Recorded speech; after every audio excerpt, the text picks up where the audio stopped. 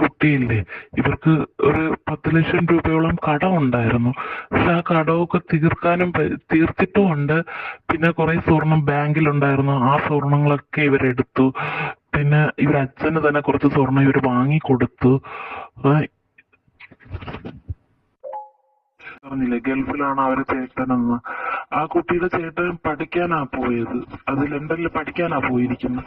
അപ്പൊ 3 വർഷത്തെ കോഴ്സ് ഉണ്ട്. പിന്നെ പാർട്ട് ടൈം ജോലി ചെയ്യുന്ന ഒരു വ്യക്തിക്ക് ഇങ്ങനെ 2 ലക്ഷം രൂപയും 1 ലക്ഷം രൂപയൊക്കെ സാലറി കിട്ടുമോ? അതിലൊരു ഡൗട്ട് ഉണ്ട്. പക്ഷെ അത്രയും കിട്ടില്ല എന്നാണ് ഞാൻ അറിഞ്ഞത്.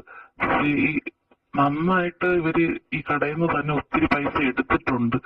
ഇല്ലാന്നുണ്ടെങ്കിൽ സാധാരണക്കാർക്ക് ഒരു വർഷം കൊണ്ട് ഇത്ര കടങ്ങളും തീർക്കാൻ പറ്റി, ഇത്ര സ്വർണങ്ങളൊക്കെ തിരിച്ചു എടുക്കാൻ പറ്റുന്നത് വല്ലാത്തൊരു സംശയമുള്ള കാര്യമാണ്. ഇതിലിപ്പോൾ പ്രത്യേകിച്ച് സംശയം അങ്ങനത്തെ ഉള്ള ഒരു കാര്യത്തിൻ്റെ ആവശ്യമില്ല. ഇത് വ്യക്തമായിട്ട് തെളിഞ്ഞൊരു കാര്യം തന്നെയാണ്. അവർ അവിടെ നിന്നുണ്ടെങ്കിൽ സ്റ്റോക്കൊക്കെ അടിച്ചു മാറ്റി, അതോടെ തന്നെ അവിടെ വരുന്ന കസ്റ്റമേഴ്സിൻ്റെ നിന്നൊക്കെ ഉണ്ടെങ്കിൽ പൈസ പറ്റിച്ചെടുക്കുന്നതൊക്കെ ആയിരുന്നു. അതുകൊണ്ടാണ് അവർക്ക് ഇതെല്ലാം ചെയ്യാൻ കഴിഞ്ഞത്, അതല്ലാതെ വേറെ ഒന്നുമില്ല. സോ അങ്ങനെ ഇന്നൊരു സമയത്താണ് ഇത് പിടിക്കപ്പെട്ടെന്ന് അറിഞ്ഞപ്പോഴത്തേക്ക് ഉടനെ ഉണ്ട് ഈ ജാതി പേരും അതോടെ തന്നെ ഉണ്ട് ഇല്ലാത്ത കേസൊക്കെ കൊടുത്തിട്ടുണ്ടെങ്കിൽ ഇവരെ അകത്താക്കാൻ വേണ്ടി ശ്രമിക്കുക, അല്ലെങ്കിൽ ഈ കേസിൽ നിന്ന് വെളിയിൽ പോകാൻ വേണ്ടി ശ്രമിക്കുകയാണ് ചെയ്തത്. ആദ്യമേ തീർച്ചയായിട്ടും ഒരു കുറ്റം സംബന്ധിച്ച് പൈസ തിരിച്ചു കൊടുക്കാമെന്നുള്ള രീതിയിലായിരിക്കും. പക്ഷേ കയ്യിലുണ്ടായിരുന്ന പൈസ എല്ലാം എന്തെങ്കിലുമൊക്കെ വാങ്ങിച്ച് തീർക്കുക അല്ലെങ്കിൽ ഭയങ്കരമായിട്ട് ചിലവാക്കിയേ കാണും. സോ അത്രയും പൈസ തിരിച്ചു കൊടുക്കാൻ ഇല്ലാത്തത് കൊണ്ട് തന്നെ എന്ത് ചെയ്യണമെന്ന് അറിയാതിരുന്ന സമയത്തായിരിക്കും വക്കീലിൻ്റെ അടുത്ത് ചോദിക്കുക. അങ്ങനെ വക്കീൽ ചിലപ്പോൾ കൊടുത്ത ഒരു ഐഡിയ ആയിരിക്കും ഇതേനെ കൊണ്ട് ഈ ഒരു കൗണ്ടർ കേസ് കൊടുക്കുക, അല്ലെങ്കിൽ ഇതിനകത്തുള്ള കാര്യങ്ങളൊക്കെ പറയുമെന്ന് പറഞ്ഞ്.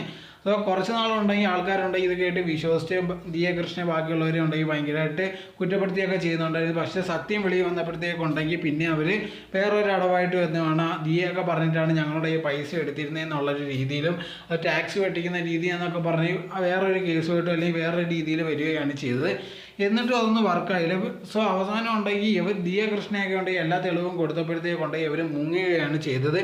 പിന്നെ മുൻകൂർ ജാമ്യം എടുത്തിട്ട് ഇപ്പോഴും ഉണ്ടെങ്കിൽ നടക്കുകയാണ്. ഇവർക്കെതിരെ വലിയൊരു കേസോ അല്ലെങ്കിൽ അവരെ അറസ്റ്റ് ചെയ്യുക അങ്ങനത്തെ ഒന്നും നടന്നിട്ടില്ല. അതേ സ്ഥാനത്തുണ്ടെങ്കിൽ ദിയ അവരുടെ ഫാമിലിയൊക്കെ തെറ്റിയായെന്ന് പറഞ്ഞ് അവരുടെ അടുത്ത് ഭയങ്കര ചോദ്യം ചെയ്യും, മീഡിയ ഒക്കെ ഭയങ്കര ആർഷായിട്ടായിരുന്നു അവരുടെ അടുത്ത് സംസാരിച്ചുകൊണ്ടിരുന്നത്. പക്ഷേ ഇവരാണ് തെറ്റിയതെന്ന് അറിഞ്ഞിട്ട് പോലും ഉണ്ടെങ്കിൽ ഇപ്പോൾ ഉണ്ടെങ്കിൽ അവർക്കെതിരെ ഒരു നടപടി അല്ലെങ്കിൽ ഒരു മീഡിയ അവരെ ചെന്ന് ഭയങ്കരമായിട്ട് കുറ്റപ്പെടുത്തുന്നതായിട്ടോ കാണുന്നൊന്നുമില്ല.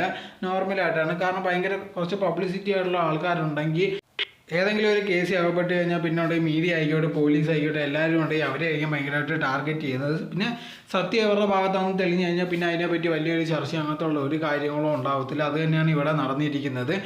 ഇതിനെപ്പറ്റിയുള്ള നിങ്ങളുടെ അഭിപ്രായം തോന്നുന്നു കമൻറ്റ് ബോക്സ് കമൻറ്റ് രേഖപ്പെടുത്തുമോ. നിങ്ങൾ ഈ ചാനൽ ആദ്യമായിട്ടാണെങ്കിൽ മറക്കാതെ ലൈക്ക് ചെയ്യൂ, ഷെയർ ചെയ്യൂ, കമൻറ്റ് ചെയ്യൂ, മറക്കാതെ സബ്സ്ക്രൈബ് ചെയ്ത് അടുത്തുള്ള ബെൽ ബട്ടൺ അമർത്തുക. എന്നാലേ ഞാൻ ഇനി ചെയ്യുന്ന വീഡിയോസ് എല്ലാം നിങ്ങൾക്ക് നോട്ടിഫിക്കേഷന് വരികയുള്ളൂ.